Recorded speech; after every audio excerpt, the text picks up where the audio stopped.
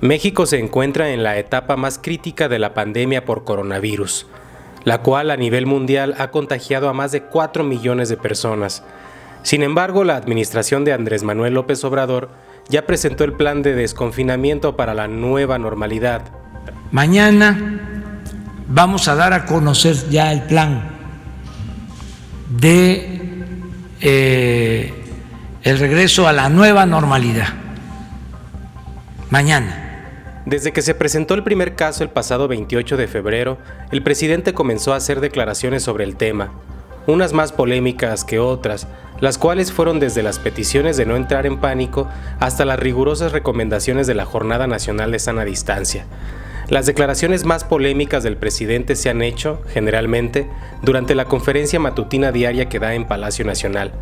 Ahí fue donde, tras el primer caso de coronavirus en México, el Ejecutivo aseguró: no es, repito, según la información que se tiene, algo terrible, fatal. Ni siquiera es equivalente a la influenza.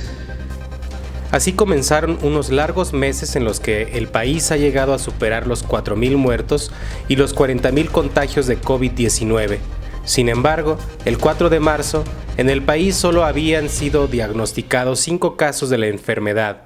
Ese día el presidente hizo referencia a una de las primeras medidas anunciadas por el subsecretario de Prevención y Promoción de la Salud, Hugo López-Gatell: dejar de abrazarse y saludarse de beso. Una cosa nada más para terminar, ¿sí?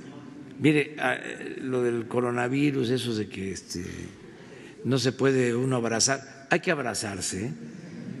Sí, no pasa nada, o sea, y así. Mientras el presidente continuaba con sus giras en distintos estados del país, fue objeto de numerosas críticas al aparecer abrazando y saludando gente. Los contagios se incrementaban de manera lenta pero constante. Desde el 15 al 17 de marzo, continuaba diciendo cosas como: si extranjeros quedaban atrapados en México, aquí los cuidamos, sean del país que sean, es fraternidad universal. Esto mientras los trabajadores del Instituto Nacional de Enfermedades Respiratorias denunciaban la falta de insumos para atender la pandemia. También dijo que tenía mucha fe en sacar a México de la pandemia. Sin embargo, el 18 de marzo el presidente tomó la decisión de presentar ante los mexicanos los escudos protectores que tenía para la pandemia: tréboles, amuletos y estampas que lleva en su cartera. Detente, enemigo, que el corazón de Jesús está conmigo. Pero no hay ni siquiera enemigos, son adversarios. Yo no tengo enemigos ni quiero tenerlos.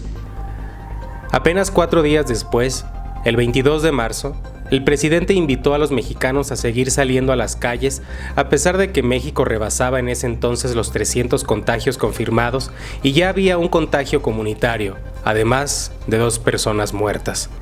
No apanicarnos, vamos hacia adelante y no dejen de salir. Todavía estamos en la primera fase.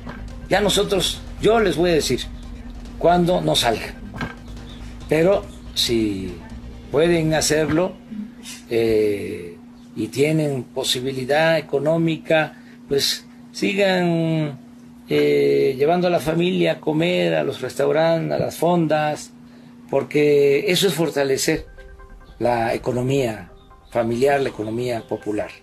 El 26 de marzo, con 8 personas muertas y 585 contagiadas, sin que el país se hubiera acercado al pico de la pandemia, López Obrador anunciaba que el 19 de abril los mexicanos saldrían de la emergencia, pero causó más revuelo que unas semanas después, el 2 de abril, una vez iniciada la fase 2 de la pandemia, con 1,510 contagiados y 50 muertos, el Ejecutivo declarara: esto no va a tardar.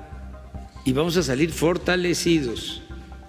Y vamos a salir fortalecidos porque no nos van a hacer cambiar en nuestro propósito de acabar con la corrupción y de que haya justicia en el país. Por eso vamos a salir fortalecidos. O sea que nos vino esto como anillo al dedo para afianzar el propósito de la transformación. Entonces sucedió. Los contagios comenzaron a acelerarse y la pandemia llegó a su tercera fase. Para el 26 de abril ya habían muerto 1,351 mexicanos por COVID-19 y más de 14,000 se encontraban infectados. En un mensaje dominical al pueblo de México, Obrador aseguró: se siguen cumpliendo las medidas al pie de la letra y esto nos ha ayudado mucho. Por eso no tenemos un desbordamiento, no se saturan los hospitales.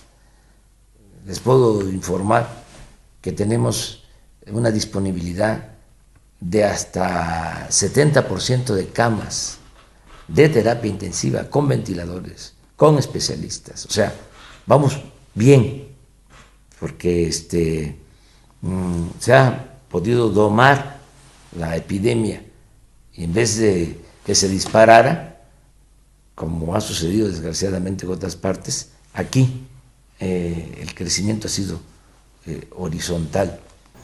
Sin embargo, la comunidad científica y los medios de comunicación comenzaron a cuestionar la precisión de las cifras gubernamentales que a diario se presentan en la conferencia vespertina dirigida por López-Gatell.